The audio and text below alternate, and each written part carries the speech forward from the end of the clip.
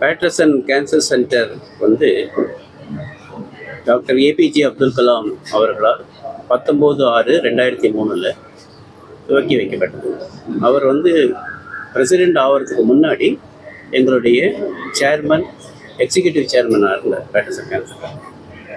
அவருடைய ஒரே ஒரு ஆசை என்னென்னா, ஒரு புற்றுநோயற்ற சமுதாயத்தை உண்டாக்கணும். ஏன்னா புற்றுநோய்ங்கிறது ஒரு நோய் இல்லை, அது ஒரு பிரச்சனை தான். ஒரு சாதாரண என்ன பண்ண ரெகுலேட் பண்ண வேண்டிய மெக்கானிசம் தான். அதை ரெகுலேட் பண்ணி கொடுத்துட்டோன்னா திரும்பி எல்லாருக்கும் க்யூர் ஆகிடும். அது உண்டாகிறதுக்கான காரணிகளை சின்ன வயசுலேருந்து புரிகிற மாதிரி அவங்களுக்கு சொல்லித்தரத்துக்கு ஸ்டூடெண்ட்ஸ்கிட்ட ஃபஸ்ட்டு போயிட்டு அவங்களுக்கு ஒரு அவேர்னஸ் க்ரியேட் பண்ணு அப்படின்னு சொன்னதுனால கிட்டத்தட்ட ஒரு 5000 ஸ்டூடெண்ட்ஸ்க்கு 2003 2010 வரையும்.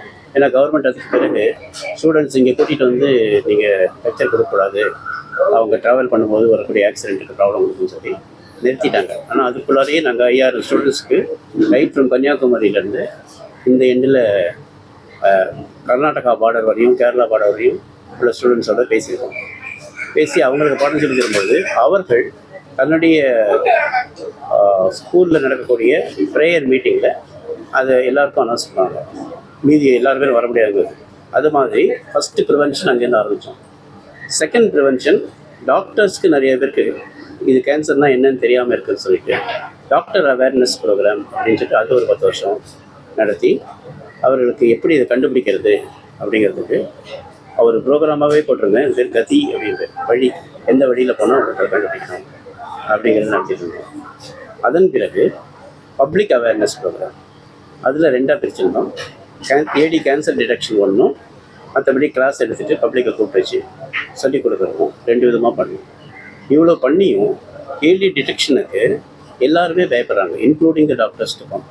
அது என்ன காரணம் அப்படின்னா, எங்களோட ஓன் டாக்டர்ஸே கேட்டேன்னா, எனக்கு வயசில் ஒரு பொண்ணு இருக்குது, நீங்கள் எதையாவது பார்த்துட்டு கேன்சருக்குன்னு சொல்லி எதையாவது வைத்தியம் பண்ணிட்டீங்கன்னா என் தலைமுடியெலாம் உழுந்துருச்சுன்னா என் பொண்ணை பார்க்க யாரும் வரமாட்டாங்க, அதனால நான் அதில் பங்கெடுத்துக்கிறதா இல்லை. எங்கள் டாக்டர்ஸை செக் பண்ணிக்கிட்டு வரமாட்டாங்க. இருந்தாலும் இந்த பர்சியூட் என்னென்னா, புற்றுநோயற்ற சமுதாயம் உண்டாகணும் அப்படின்னா கம்பல்சரியாக எல்லோரும் ஏடி கேன்சர் டிடெக்ஷனுக்கு வந்து தான் ஆகணும். அதுலேருந்து ஏன்னா உங்களுக்கு கேன்சர் தெரியறதுக்கு முன்னாடியே அது 13 to 16 வருஷம் முன்னாடி ஆரம்பிக்கிற விஷயம். இன்னொரு கேள்வி எல்லாரையும் என்ன ரொட்டீனாக கேட்குறது என்னென்னா, 15 வயசு பசங்க, 11 வயசு பசங்க, அவங்களுக்கெல்லாம் கேன்சர், அவங்க இன்னும் எக்ஸ்போசரே ஆகலையே, அவங்களுக்கு எப்படி வரும் அப்படின்னு கேள்வி கேட்குறாங்க. அது பிறக்கும்போது உள்ள ஜீன்லேருந்தே வரும். ஸோ அந்த ஜீன் மாடிஃபை ஆகி அது கேன்சராக மாறுறதுக்கு 16 வருஷம் ஆகிருக்கும், குறைக்குள்ளே இருக்கும். அதெல்லாம் கன்ஜெனிட்டல் டியூமர்ஸ் அப்படின்னு சொல்லுவோம். அது 1% கூட வராது, அதுக்கு கீழே தான் இருக்கும். மற்றபடி ஹேபிட்ஸ்னால் வரக்கூடிய கேன்சர்ஸ் ரொம்ப அதிகமாக இருக்கும். கவலையினால் வரக்கூடிய கேன்சர்ஸ் ரொம்ப ரொம்ப ஜாஸ்தியாக இருக்கும். இப்போ பிரெஸ்ட் கேன்சர், சர்வைக்கல் கேன்சர் பற்றி சொன்னாங்க. 80% ஆஃப் த பிரெஸ்ட் கேன்சர்ஸ் மன அழுத்தத்தினால தான் வரும், டிப்ரெஷனால் தான் வரும். லேடிஸ்க்கு அது ஒரு இன்ஹெரண்ட் இன்ஸ்டிங்க்டிவ் சிஸ்டம். அது ஆம்பளைங்க வந்து ரிசல்ட் ஓரியன்டாக யோசிப்பாங்க, லேடிஸ் ப்ராசஸ் ஓரியன்டாக யோசிப்பாங்க.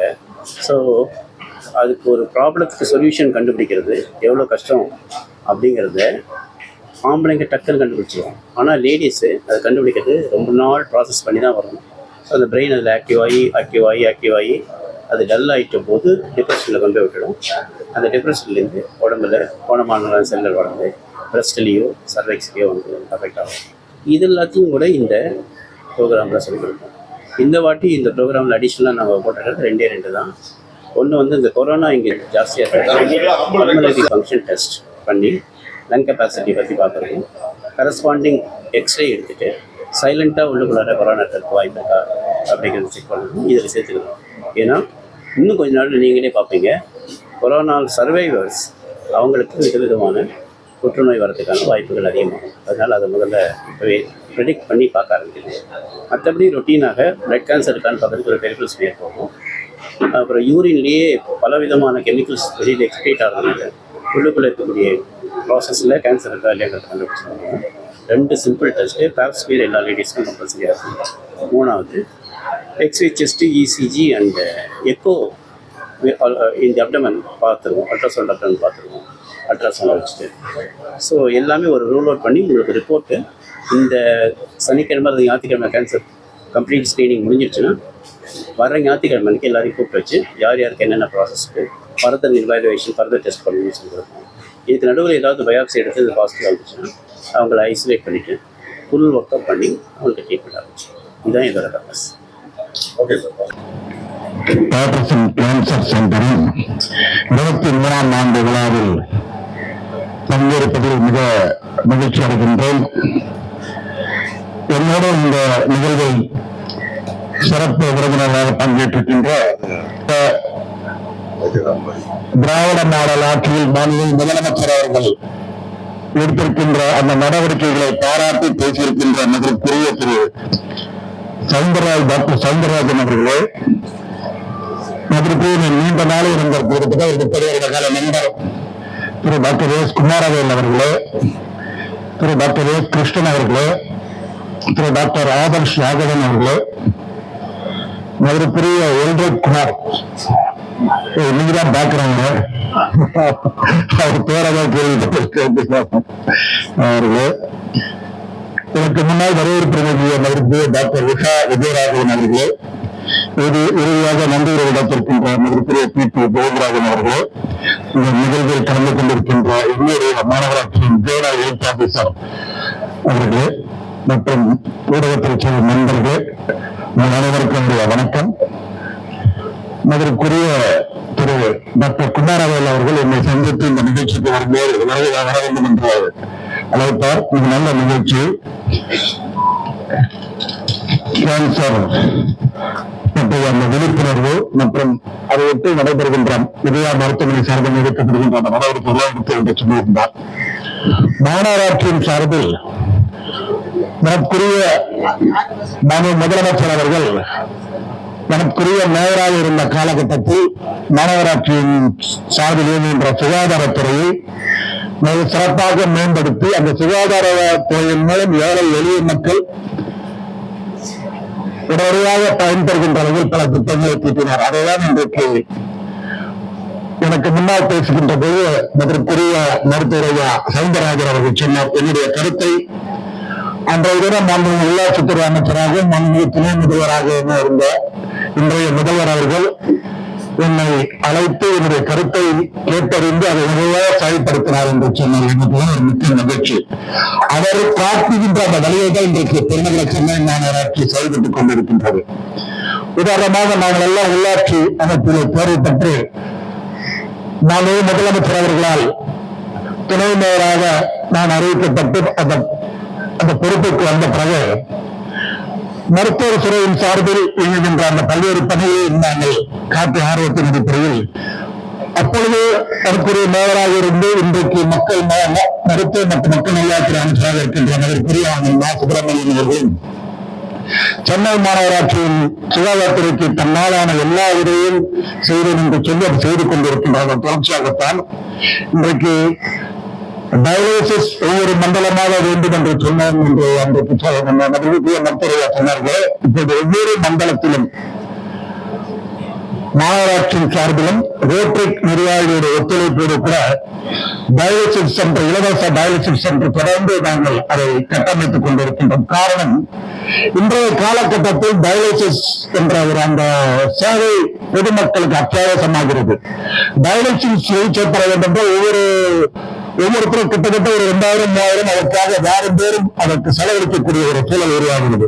மிகவும் ஏழ்மையில் உள்ள மக்கள் யாரும் பேரும் 2000-3000 செலவு பண்ணக்கூடிய சூழல் இல்லாத சூழ்நிலையில் அவர்களுக்கு அவருடைய உடல்நலத்தையும் பேணி பாதுகாக்க வேண்டும், அவர்களுக்கும் பெரிய சிகிச்சை அரசின் பால் வழங்க வேண்டும் என்றுதான் மாநகராட்சி அதில் அக்கறை கொண்டு மாநகராட்சி சார்பிலும் தன்னார தொண்டமைப்பான ரோட்ரிக்ஸ் என்ற நிர்வாக ஒத்துழைப்பு கூட ஒவ்வொரு மண்டலமாக நாங்கள் டயாலிசிஸ் சென்டரை நிறுவி அதற்கான பிரத்யேக கண்காணிப்பில் அந்த சென்டரை வழிநடத்திக் கொண்டிருக்கின்றோம்.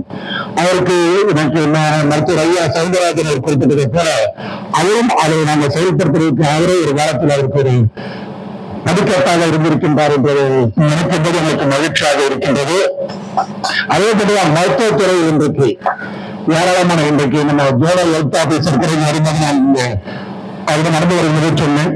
மருத்துவமனை அவருடைய நிர்வாகிகள் இந்த கேன்சர் விடைபெறும் நிகழ்ச்சிக்கு நடத்தி கூட்டிருக்கின்றார்கள். அவர்களுக்கு என்ன உதவி, இது சம்பந்தமான என்ன உதவி மாநகராட்சியின் தேவைப்பட்டால் உதவியாக செய்து கொடுங்கள் என்று அவருக்கு சொல்லியிருந்தோம்.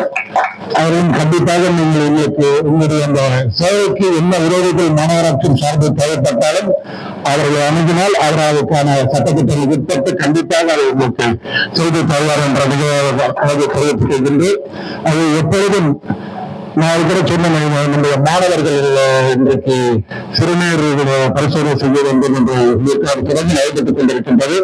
இந்த ஆண்டு கூட இதுவரை மாநகராட்சியினுடைய பள்ளியின் வரலாற்றில் இதுவரை இல்லை. இந்த ஆண்டு மட்டும் மாநகராட்சியினுடைய கீழ் இயங்குகின்ற சென்னை பள்ளியில் மட்டும் 22,612 பிள்ளைகள் புதியதாக இந்த ஆண்டு மட்டும் கல்வியாண்டில் சேர்ந்திருக்கின்றார்கள். எதை காட்டுகின்றது என்றால், முதலமைச்சர் அவர்கள் கல்வித்துறைக்கு தனி அக்கறை கொண்டு அந்த கல்வித்துறையை மேம்படுத்த வேண்டும், தமிழ்நாட்டின் பிள்ளைகள் நல்ல நிலையில் படித்து முன்னுக்கு வர வேண்டும் என்ற அவர் எண்ணுகின்ற காரணத்தினால் இன்றைக்கு மாநகராட்சிக்கு அதிக நிதியை ஒதுக்கீடு செய்து கல்வித்துறையில் தனி கவனம் செலுத்துங்கள் என்று உத்தரவிட்ட அடிப்படையில் கல்வித்துறைக்கென்று இன்றைக்கு பல சலுகைகளை நாங்கள் அறிவித்து மாணவர்களுக்கு சிறந்த கல்வி அறிவை போக்குகின்ற அளவில் இன்றைக்கு அது மாநகராட்சி கல்வித்துறையும் செயல்பட்டுக் கொண்டிருக்கின்றது. இன்றைக்கு கூட காலையில் வருகின்ற போது ஒரு நிருபருக்கு கேட்டார், இன்றைக்கு புறநகர் பகுதியை படிக்கின்ற பள்ளி மாநகராட்சியின் கீழ் என்ற சென்னை பள்ளியின் மாணவர்கள் தூரம் சென்று 6 இல்லங்களில் இருந்து பள்ளித்துறைக்கு காலதாமதமாகிறது, நடந்து வருகின்ற செய்தி கேள்விப்பட்டு மாநகராட்சியில் தனியார் பள்ளியில் தான் பேருந்துகள் இயக்க முடியும் என்ற ஒரு நிலையை நட்டு மாநகராட்சியில் கூட அந்த மாநகராட்சியில் பள்ளிகின்ற பிள்ளைகளுக்காக பிரத்யேக பேருந்துகளை நாங்கள் இந்த ஆண்டு மட்டும் அறிமுகப்படுத்தி இருக்கின்றோம். அது எல்லா வகையிலும் பொதுமக்களுக்காக அரசு இது மக்கள் நலன் காக்கின்ற அரசு. மாண்புமிகு முதலமைச்சர்களை எண்ணத்தை அறிந்து அவர்களுடைய சிந்தனையில் இருக்கின்ற திட்டங்களை செயல்படுத்துகின்ற வகையில் மாநகராட்சி செயல்பட்டுக் கொண்டிருக்கிறது. உங்களுடைய அருமையான கருத்துக்களை எப்போதும் மாநகராட்சி இருக்கின்றது. அனைத்துக்காக நிலையில் அனைவருக்கும் குறிப்பாக குமாரவேல் நண்பர் குமாரவேல் அவர்களுக்கு நன்றியை தெரிவித்து நன்றி, வணக்கம்.